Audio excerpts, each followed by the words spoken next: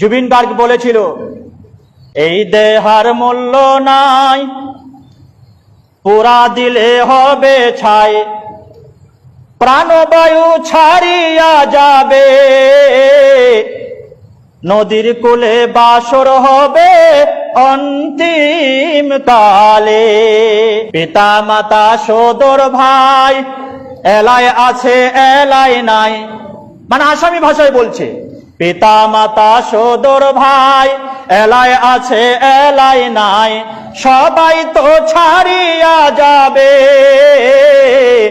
আমারও যাইতে হবে সময় আসিলে।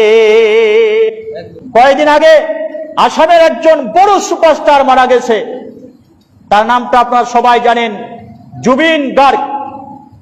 সে আগে যা গানের মাধ্যমে বিশ্ববাসীকে উপহার দিয়েছিল, মারা যাওয়ার দিন মনে হয় সেটা অক্ষরে অক্ষরে পালন হয়েছে। জুবিন গার্গ পুরো আসামের মানুষকে পাগল করে দিয়েছে, পুরো আসামের মানুষকে যেন কাঁদিয়ে চলে গেল।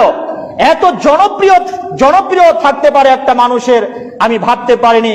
জুবিন গার্গ যেদিন মারা গেলেন, তার লাশটা যখন প্লেনে করে গুয়াহাটিতে নিয়ে আসা হলো, অর্ধেকটা বডি প্লেনের ভিতরে আছে, অর্ধেকটা বাইরে বের হয়েছে।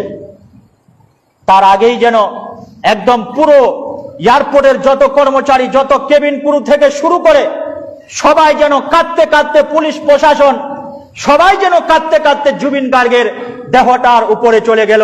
কেউ হাত বুলিয়ে দিচ্ছে, কেউ চুমো খাচ্ছে, কেউ কাঁদছে, কেউ অশ্রু সিক্ত হয়ে তার দেহটাকে যেন বিদায় দিল। তার হাজার হাজার লক্ষ লক্ষ কোটি কোটি মানুষ তার জন্য কেঁদে কেঁদে পাগল হয়ে যাচ্ছে।